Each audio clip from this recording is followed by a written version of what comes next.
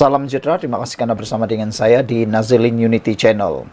Ini satu kejutan paling hebat, SPRM akhirnya tangkap jerung paling besar di saat kes isu skandal rasuah pasir di Selangor menjadi panas. Tapi kali ini, apa yang ditahan oleh SPRM ialah bekas eksekutif kanan syarikat yang berkaitan dengan petroleum, gas, pula ditahan SPRM. Kita ucapkan sabas, tahniah kepada SPRM kerana bertindak hebat, tegas dan hari demi hari makin menjadi sangat ditakuti. Inilah sepatutnya yang harus berlaku terhadap SPRM maupun penguatkuasa yang lain. Patutnya mereka menjadi agensi yang disebut saja nama mereka akan membuatkan segala bulu di badan menjadi meremang. Seorang bekas eksekutif kanan sebuah syarikat berkaitan petroleum dan gas ditahan Suruhanjaya Pencegahan Rasuah Malaysia SPRM semalam. Beliau ditahan selepas disyaki meminta dan menerima rasuah kira-kira RM370,000 sebagai balasan bagi mendapatkan kontrak melantik konsultan untuk syarikat berkenan. Menurut sumber, suspek ialah lelaki yang berusia lingkungan 50-an itu ditahan pada jam 5.30 petang semalam ketika hadir bagi memberi keterangan di Ibu Pejabat SPRM. Siasatan awal mendapati suspek ketika itu yang bertugas sebagai eksekutif kanan di sebuah syarikat berkaitan petroleum dan gas dipercayai meminta dan menerima rasuah daripada 4 individu terbabit. Saudara-saudara sekalian, ia bagi membolehkan mereka dilantik sebagai konsultan pakar geologi untuk kerja-kerja di syarikat terbabit, katanya. Menurutnya, kesemua individu terbabit dibayar antara RM750 hingga RM2.100 sehari, bergantung kepada kadar bayaran konsultan, pakar geologi dan tawaran diputuskan oleh syarikat suspek. Suspek disyaki menerima wang rasuah melalui transaksi pindahan ke akaun bank miliknya daripada akaun bank keempat-empat individu itu yang berjumlah antara RM150 hingga RM500 sehari, katanya. Perintah reman terhadap suspek selama 4 hari sehingga 18 Oktober ini dikeluarkan Magistrat Irza Zulaika Rohanuddin selepas permohonan dibuat SPRM di Mahkamah Magistrat Putrajaya pagi tadi. Sementara itu, pengarah kanan bahagian siasatan Datuk Seri Hisamuddin Hashim ketika dihubungi mengesahkan tangkapan itu, katanya, kes terbabit disiasat mengikut Seksyen 16A dalam kurungan E Akta SPRM 2009. Saudara-saudara sekalian, dengan adanya tangkapan seperti ini, seluruh rakyat Malaysia kini berbangga mempunyai agensi seperti SPRM yang hebat. Pastinya, kehebatan dan keaktifan SPRM sekarang ini pasti akan membuatkan semua orang yang raja sakau, raja rasuah, pasti akan takut. Sekian dulu, ikuti terus ulasan selepas ini. Tinggalkan komen anda. Salam sejahtera, terima kasih kerana bersama dengan saya di Nazilin Unity Channel. Sekali lagi, SPRM menahan semula ahli parlimen yang dikaitkan dengan ahli politik. Ahli perniagaan yang ditahan reman oleh Suruhanjaya Pencegahan Rasuah Malaysia SPRM sejak Khamis lepas berhubung dakwaan skandal rasuah membabitkan Menteri Besar Selangor Pemerbadanan MBI telah ditahan semula hari ini. Ketua Pesuruhjaya SPRM Azam Baki mengesahkan penahanan berkenan tetapi enggan mengulas lanjut. Menurut sumber yang rapat dengan siasatan, individu itu ditahan semula selepas perintah tahanan reman berkenan kes pertama tamat hari ini.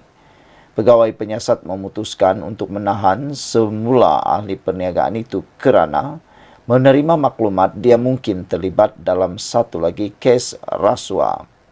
Kes kedua juga ada kaitan dengan MBI, tetapi membabitkan projek lain di bawahnya, kata sumber dari SPRM itu. Suspek didakwa menerima rasuah daripada syarikat lain selepas berjaya mendapatkan kontrak berkaitan MBI. Menurut sumber, SPRM masih menyiasat jika kes kedua mempunyai kaitan dengan ahli politik terkenal yang dipercayai terlibat dalam skandal lain. Ahli perniagaan itu antara 4 individu yang ditahan SPRM minggu lepas kerana disyaki melakukan rasuah berkaitan konsesi pelombongan pasir di Selangor. 3 individu lain yang ditahan ialah seorang lelaki berusia 45 tahun yang merupakan bekas eksekutif MBI, seorang kaki tangan wanita di sebuah syarikat pelombongan pasir berumur 46 tahun, dan seorang lelaki berusia 43 tahun yang bekerja sebagai pemandu. Bekas eksekutif MBI berkenan dibebaskan SPRM selepas ditahan 24 jam kerana mengalami masalah kesihatan. Manakala suspek wanita dan pemandu terbabit dibebaskan selepas perintah tahanan reman mereka tamat pada Sabtu lalu. Menurut sumber, ahli perniagaan berkenan didakwa bertindak sebagai orang tengah untuk mengutip rasuah bagi pihak bekas eksekutif MBI itu. SPRM juga mengesaki 2 suspek utama iaitu mempunyai kaitan dengan seorang ahli politik terkenal yang pernah mempunyai pengaruh di Selangor. Susulan penahanan itu, SPRM telah menyerbu sekurang-kurangnya 3 premis di Lembah Klang yang mereka percaya digunakan sebagai safe house untuk menyimpan rasuah bagi ahli politik yang tidak dinamakan itu. Azam Baki ketika sidang media semalam mengesahkan 4 tangkapan dan serbuan telah dilakukan ke atas rumah berkenan. SPRM juga memaklumkan agensi itu telah merampas uang tunai berjumlah 5 juta ringgit daripada premis terbabit. Saudara-saudara sekalian, isu tentang ini memang mengejutkan kita semua. Jangan lupa tinggalkan komen Anda, ikuti terus ulasan selepas ini. Salam sejahtera.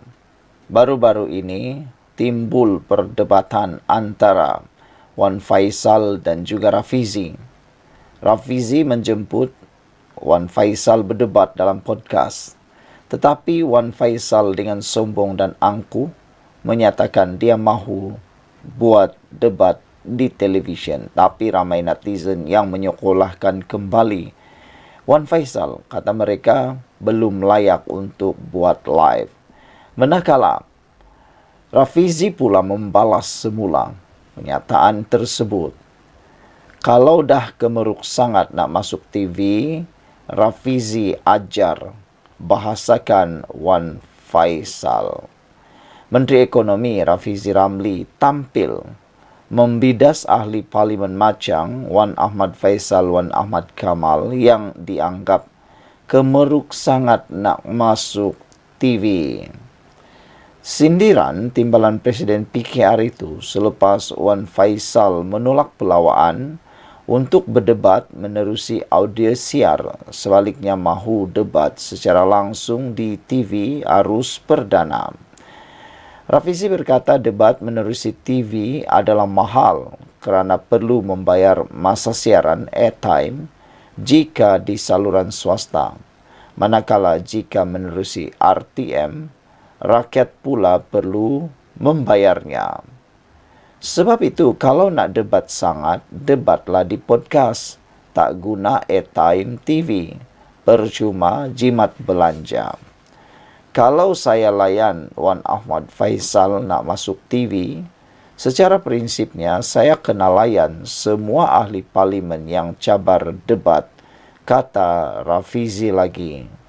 Kalau dah kemeruk sangat nak masuk TV, Wan Ahmad Faisal boleh dapatkan persetujuan PN Perikatan Nasional untuk mewakili kepimpinan PN atau boleh ulang cadangan cetak wang, confirm seminggu masuk TV Perli Rafizi menerusi satu hantaran dimuat naik di platform X. Lebih menarik lagi ialah siapa yang buat tawaran dia bayar kos. Itu kata netizen. Jadi mereka mahu kalau Wan Faisal yang membuat tawaran mahu dalam TV, biarlah Perikatan Nasional Wan Faisal lah yang membayar kos tersebut.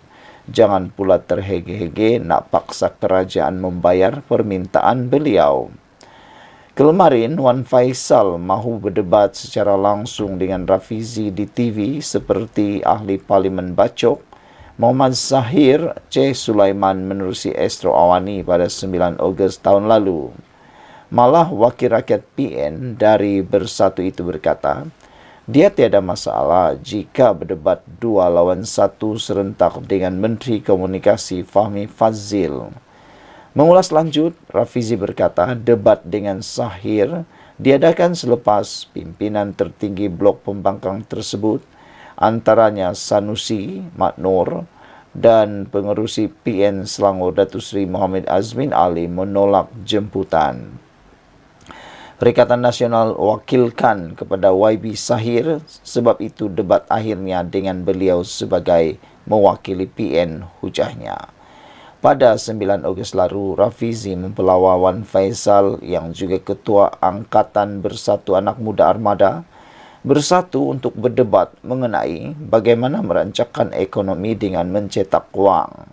Ahli Parlimen Pandan itu berkata isu tersebut perlu dibahaskan kerana ia adalah idea paling bernas mengenai ekonomi yang pernah datang daripada pimpinan PN. Sekian untuk kali ini. Jangan lupa tinggalkan komen anda. Ikuti terus ulasan selepas ini. Salam sejahtera. Terima kasih kerana bersama dengan saya di Nazalin Unity Channel. Bukan demokrasi yang mati, tapi perjuangan asal PASLA yang mati. Pesuruhjaya PAS Perak, Razman Zakaria, secara tiba-tiba melenting apabila mengetahui Anwar Ibrahim mengarahkan agar keputusan PRU 15 untuk Parlimen Bagan Datuk tidak dikira semula.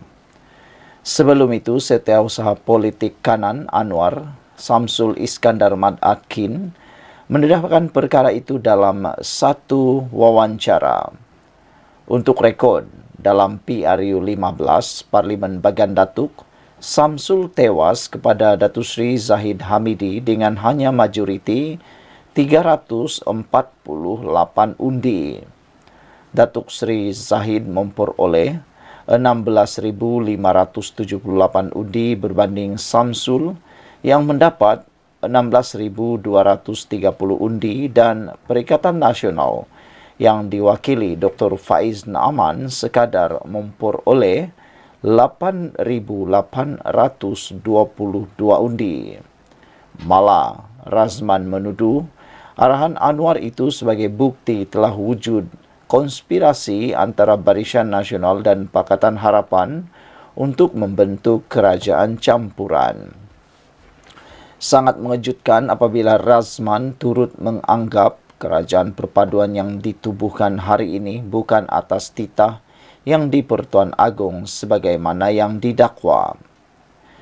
Penulis mengakui sebagai orang kuat kepada Anwar, Samsul sepatutnya tidak bertindak sembrono dengan mendedahkannya kepada umum. Pendedahan ini hanya akan menimbulkan spekulasi dan ibarat memberi peluru percuma kepada musuh. Ia akan dilihat Samsul seolah-olah tidak boleh menerima hakikat kekalahan dengan memperlekehkan kemenangan Datuk Seri Zahid Hamidi. Tetapi penulis tidak nampak di manakah asas dakwaan yang dibuat oleh Razman Zakaria. Ketika Anwar memberikan arahan tersebut, peluang untuk PAS dan Perikatan Nasional menjadi kerajaan sebenarnya lebih terbuka. Ini terbukti apabila pengerusi parti mula-mula dipanggil menghadap adalah Anwar mewakili Pakatan Harapan dan Muhyiddin Yassin serta Hadi yang mewakili Perikatan Nasional. Kalaupun sekiranya Anwar dan Datuk Seri Zahid sudah ada persetujuan, ianya tidak akan berlaku sekiranya Perikatan Nasional akur dengan titah yang di-Pertuan Agong. Kerjasama Barisan Nasional dan Pakatan Harapan bukanlah pilihan pertama Baginda, tetapi kerajaan, kerjasama Pakatan Harapan dan Perikatan Nasional PN. Hanya selepas Muhyiddin dan Hadi bersikap angkuh dan biadab terhadap Yang di-Pertuan Agong, barulah Barisan Nasional berada dalam pertimbangan Baginda. Realitinya, demokrasi di negara kita tidak mati, tetapi kerakusan pemimpin PAS kepada kuasa yang telah menyebabkan perjuangan asal parti PAS mati. Sekian untuk kali ini, ikuti terus ulasan selepas ini, tinggalkan komen Anda.